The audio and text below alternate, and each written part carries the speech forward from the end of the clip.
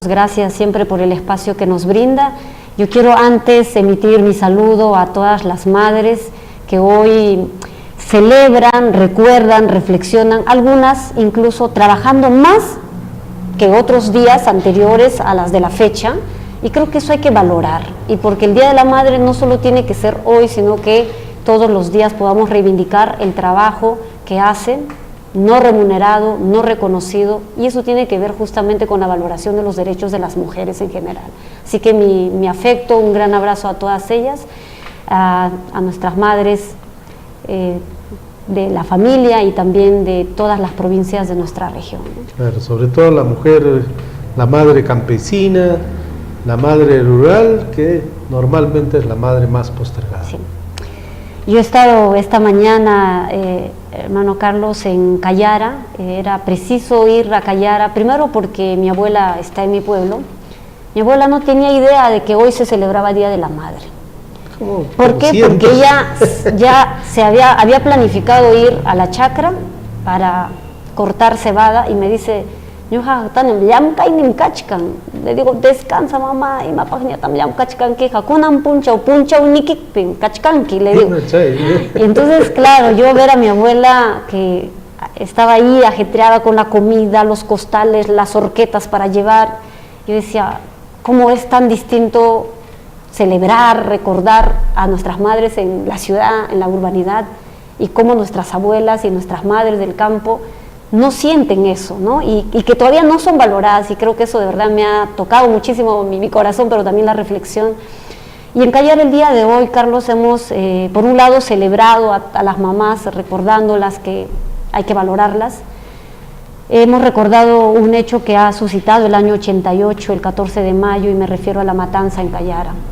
Una coincidencia de fechas, pero importante no olvidarla. Hemos hecho una misa, la municipalidad ha convocado a las autoridades, a la población en general, una misa solemne para recordar a las víctimas. Las víctimas, estamos hablando de 39 a 42 hermanos que perdieron la vida entre el 80 y el 2000, pero el 88 son 39 hermanos nuestros, hombres y mujeres, jóvenes, incluso algunos niños por ahí que no fueron registrados, y 29 años en total impunidad, 29 años de la que Callara ha estado esperando que el Estado pueda tener presencia con mejores servicios, con mejores oportunidades para los jóvenes. Yo soy de una nueva generación de mi pueblo, yo apenas tenía 3 años cuando ocurrió los hechos, pero escuchar a mis hermanas, a mi papá, a mi abuela, a mis tíos y a mis paisanos, cómo ha ocurrido, yo creo que no podemos ser ajenos y tener como este sesgo generacional y decir, yo ya no viví, yo ya no existí en ese tiempo, apenas nací. No, la memoria tiene que estar no solo viva, sino que nos tiene que permitir hacer la reflexión, justamente para evitar que ocurra lo que ocurrió en Callara y proyectar un desarrollo distinto, proyectar una cultura de paz, proyectar mejores condiciones para nuestros hermanos y para todos nosotros también. Y Ayacucho que tiene casos emblemáticos, y aquellos que no son emblemáticos porque no han salido a la luz en periódicos o porque no han tenido atención de la prensa, como los que ha ocurrido en Lucanamarca, en Huancazancos, en Saxamarca, en Ajomarca, en Uchuarajay, en Chungui, en Putis, Ayahuanco. O sea, no hay pueblo que se salve, ¿no? Y entonces creo que es importante hacer memoria y recordar. Y por supuesto también mirando cómo las medidas de reparación han ido resarciendo esos derechos que se nos ha limitado. Y estamos en ese trabajo. Yo estoy levantando el tema primero porque se reabre el caso, porque lleguemos a la profundidad de los hechos. Hay un fiscal clave en este caso que ha sido exiliado, se tuvo que ir porque fue amenazado. El fiscal Carlos Escobar, que está en Estados Unidos, no se halla su paradero, pero él puede dar cuenta de cómo fue el hecho y quiénes serían los involucrados. Y por supuesto hay una responsabilidad política, y estamos hablando del gobierno de Alan García, ¿no? Y de la participación de altos mandos y de tropas menores militares, así como valoramos el empeño y todo el esfuerzo que han puesto militares para la pacificación. Hubieron agentes militares que también mancharon esa honra y cometieron crímenes de lesa humanidad. Eso es el mensaje que yo siempre he planteado. Por supuesto me he ganado críticas, me he ganado muchísimas opiniones de las que yo siento que en nuestro país todavía tenemos memorias sesgadas.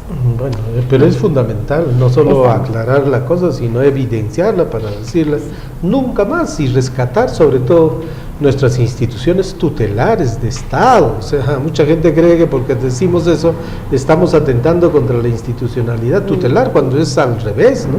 Así es. Lo que se quiere es que se vuelva a valorar las instituciones como tal y tengan la legitimidad que todos quisiéramos ante la sociedad en general. Así es, Carlos. Y hablar de patrimonio cultural, por supuesto, es una enorme oportunidad para emprender un tipo de desarrollo local en nuestros pueblos. Y como el patrimonio cultural, como el Pumpín Fajardino, que además sirvió para denunciar, para reivindicar derechos, para expresar el sentir y el pensar, en esos tiempos de violencia, sirvió también para afirmar identidad y cultura, ¿no? Y se fue desarrollando de generación en generación. Hoy podemos escuchar el Pumpín con la guitarra entre 12 y 16 cuerdas, incorporada con el charango, el chillador, la bandurria en el caso de Guaya, y también con arpa y violín, y también con chinglili.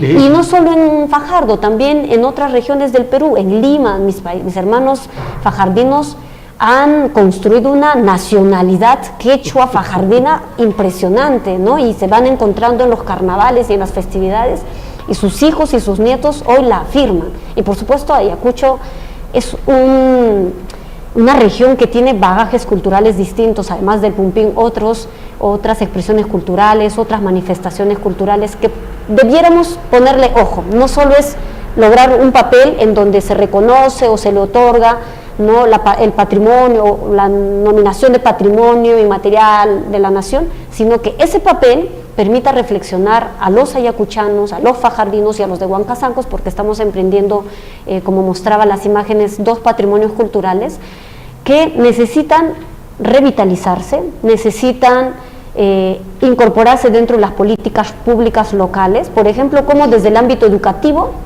se va a fortalecer el aprendizaje de estas expresiones culturales en los estudiantes, cómo los maestros pueden promover identidad, pueden promover ciudadanía intercultural a través de estos patrimonios, cómo el municipio va a trabajar para promocionar, para difundirla y para protegerla también, en el sentido de que no se convierta luego en un festival de puro jaraneo y borrachera, sino que podamos tener un sentido de valoración y de gozo, pero con todas las medidas necesarias, ¿no? O sea, ese es un aspecto fundamental, ¿no? Por ejemplo, cuando se habla de la Semana Santa, ¿no? ¿Qué cosa es lo que tenemos que levantar, recoger, reivindicar, valorar de la Semana Santa, ¿no? Y qué cosa es lo que queremos que se declare patrimonio cultural?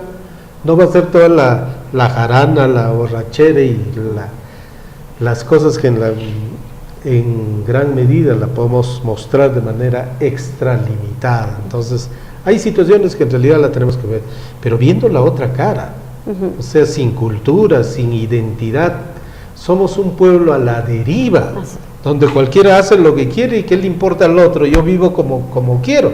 Y ahí está el fundamento de la corrupción y de todas las cosas que nos envuelven. Porque si fuéramos uno solo y tuviéramos una identidad grande, podríamos decir, oye, ¿qué te pasa? ¿No? Y entonces no habría lugar para la corrupción y no habría lugar para que hagamos las cosas mal, sino todo lo contrario. Y en el sentido más amplio de la cultura, hablamos justamente de la cultura como medio de educación, la cultura para la seguridad, cultura para evitar corrupción, culturas para tener un mutuo respeto entre todas las diversidades que coexistimos en el país. La cultura es un eje importante, incluso partir por cómo hemos hecho como algo cultural, pero en el nombre de la cultura casi, no, pero es cultural, digamos, tirar una botella por la ventana del auto, de un autobús, cuando terminamos de consumir el agua. ¿Eso es cultural? No, o sea, hagamos el par y digamos no. Ahí usamos, pareciera que la cultura para justificar, no, usamos la cultura para reivindicar cosas positivas. Nos hace mucho ¿no? más sensibles a las cosas que vemos, ¿no? Porque pasa una cosa absolutamente indiferentes, pero si desarrollamos la canción, la poesía, la pintura, la creatividad en general, nos hace sensibles a todas las cosas y seremos ciudadanos mucho más activos. Sí. Recordemos, hermano Carlos, que durante el tiempo de posviolencia, el Pumpín ayudó a procesar dolores, ayudó a que de repente en una audiencia uno tenía temor de decir lo que vivió, pero lo decía en la música. Ayudó a que pueblos como las de Fajardo y mis paisanos en la ciudad de Lima pudieran tener acción colectiva a partir de la música. En Lima empiezan a juntarse, a reunirse, a confraternizar desde la música, y es en donde luego hay una estructura más organizativa para trabajar por el pueblo, para desarrollar las convenciones fajardinas, y estoy segura que en los otros pueblos ocurre similar situación. Por ejemplo, en la de Huancazancos, nos contaban nuestros hermanos de Huancazancos que cuando ocurre el encuentro del baile navideño y la bajada de raíz del Atipanacui, es un evento en donde confluyen todos los pueblos que la practican y ahí se olvidan de las riñas. Es el momento para unidad, es el momento para demostrar que esto es lo que nos une, no hay nada diferente. Bailas, yo también bailo, canto y tal, entonces es el encuentro para armonizar. La gente diría, bueno, eso suena muy romántico, sí, pero es que hoy hay una crisis civilizatoria en donde la individualidad y la frialdad para atender algunas situaciones como el tema de la corrupción, por ejemplo, se han naturalizado casi, o han hecho que se naturalicen, se normalicen, cuando deberíamos ser críticos y decir, eso no es correcto. Y que cuando hablamos de cultura estamos hablando, por supuesto, de actitudes, de comportamientos, de haceres y de seres también, ¿no?, de lo que somos. Bueno, en realidad mucho que hacer en el tema cultural, en el tema de la identidad, que resultan siendo fundamentales para nosotros. Sí. Bueno, el tiempo nos ha ganado, Tania.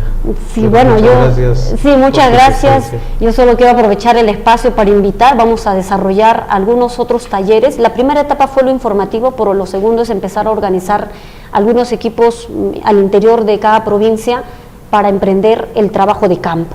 No se trata de elaborar un expediente en gabinete con expertos en cultura, sino de ir al campo, un trabajo de pares incluso, para rescatar memoria, para identificar cuáles son las particularidades en Huancazancos, en Vilcasuamán, en Socos, en Vilcanchos, en donde también se baila el baile navideño, en Pumpín, por supuesto, más de 7 distritos, o alrededor de 7 distritos en Fajardo la practican, ahora ya se ha extendido a otros distritos y otras provincias también, pero es importante que se haga de manera participativa desde el espacio comunitario hacia el nacional. Tenemos el apoyo de FEDIPA, la Federación de las Instituciones del Departamento de Ayacucho.